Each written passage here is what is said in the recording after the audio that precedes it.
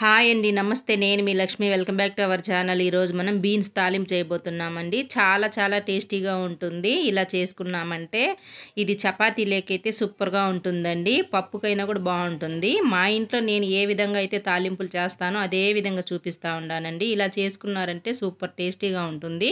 ఇప్పుడు ఇది ఎలా చేయాలో తయారు విధానం చూద్దాం. ముందుగా నేను దీనికోసము ఒక 1/2 కిలో బీన్స్ అండి ఇలా సన్న ముక్కలుగా ఒలుచుకునేసి దీన్ని శుభ్రంగా కడిగి పక్కన పెట్టుకునేసినాను. మనకి ఏ సైజు కావాలంటే ఆ సైజుగా కట్ చేసుకోవచ్చు, లేదా ఇలా ఒలుచుకోవచ్చు. ఇప్పుడు వీటిని ఉడికిపెట్టుకునేద్దాము. స్టవ్ మీద ఇలాంటి వెడల్పాటి పెనంలో కొద్దిగా నీళ్లు వేసుకునేసి ఈ బీన్స్ డైరెక్ట్గా వేసుకునేద్దాము. ఆల్రెడీ మనం కడిగి పెట్టుకున్నాం కాబట్టి ఇట్లా డైరెక్ట్గా వేసుకోవచ్చు. ఇప్పుడు ఇందులో కొద్దిగా ఉప్పు కూడా వేసుకునేసి మూతేసి మధ్యలో చూసుకుంటూ ఉడికించుకోవాలి. నీళ్ళు అనేది దీనికి కొలతేం కాదండి, మనకి బీన్స్ ఉడికేంత వరకు వేసుకోవచ్చు. ఒకవేళ కొద్దిగా వేసుకున్నాక ఉడకకపోతే మళ్ళీ చూసి కూడా వేసుకోవచ్చు. ఇప్పుడు మూత పెట్టినాం కదా, దీన్ని మధ్యలో చూసుకుంటూ ఉడికించుకోవాలి. 10 నిమిషాల తర్వాత నేను మూత తీసి చూపిస్తూ ఉన్నానండి. ఒకసారి దీన్ని ఇట్లా బాగా కలుపుకునేసి ఉడికిందా లేదా అని ఒకటి పట్టి చూద్దాము.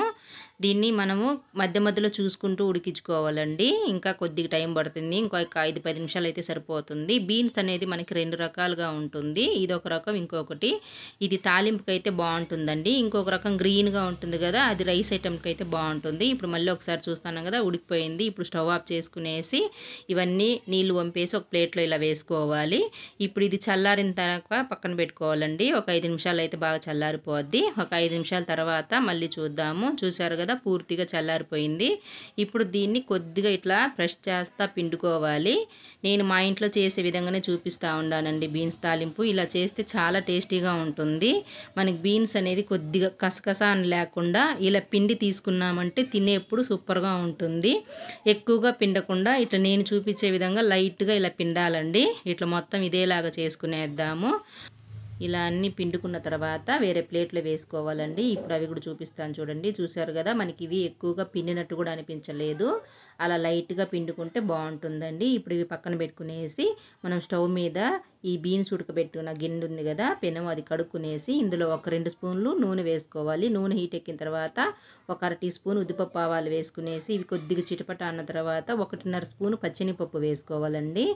మీకు కావాలంటే ఈ పప్పులు అనేది కొద్దిగా తక్కువే వేసుకోండి. మా ఇంట్లో తాలింపులలో ఈ పప్పులు ఎక్కువ తింటారు కాబట్టి నేను కొద్దిగా ఎక్కువే వేస్తూ ఉన్నాను. ఇవి కొద్దిగా ఫ్రై అయిన తర్వాత ఇందులోనే 1 స్పూన్ మినపప్పు కూడా వేసుకునేసి ఇవి కూడా కొద్దిగా దోరగా అయిన తర్వాత ఇందులో ఒక ఎండుమిరపకాయ తుంచి వేసుకోవాలండి.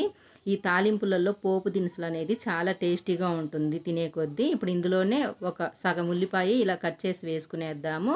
అలానే కొద్దిగా కరివేపాకు కూడా వేసుకునేసి మంట మీడియంలో పెట్టుకునేసి ఈ పోపు దినుసులంతా బాగా ఫ్రై చేసుకోవాలండి. పోపు దినుసులు ఇలా ఫ్రై అయినాయి కదా, ఇప్పుడు మనం ఇందులో బీన్స్ వేసుకోవాలి. బీన్స్ వేసుకునేసి ఇలా బాగా కలపెట్టుకోవాలండి. ఈ బీన్స్లో ఉండే చెమ్మంతా బిగించుకునేంత వరకు ఇట్లా బాగా కలపెట్టుకోవాలి. బీన్స్ వేసే స్కిప్ అనేది మిస్ అయిందండి, కాబట్టి ఇట్లా చూపిస్తూ ఉన్నాను. ఇప్పుడు ఇది బాగా ఫ్రై అయింది కదా, ఇప్పుడు ఇందులో మనం పొడి వేసుకోవాలి. నేను ఇందులో శనగగింజల పొడి వేస్తూ ఉన్నానండి. ఆల్రెడీ శనగగింజల పొడి ఎలా చేయాలనో మన ఛానల్లో చేసి పెట్టుండాను, కావాలనుకున్న వాళ్ళు వెళ్ళి చూడండి. ఇప్పుడు మనం ఇందులో శనగగింజల పొడి వేసుకున్నాం కదా, ఈ తాలింపు సరిపడే అంత వేసుకోవాలండి. మనకి ఇది కొలత ఏం కాదు, మనం ఎంత కారం తినాలనుకుంటే అంత వేసుకోవచ్చు. ఈ శనగగింజల పొడి అనేది బీన్స్కి, చిక్కుడుగాయకి, ఉర్లగడ్డకి చాలా బాగుంటుందండి. కొన్ని తాలింపులకి ఈ పొడి బాగుంటుంది, కొన్ని తాలింపులకు వేరే పొడి వేసుకోవచ్చు.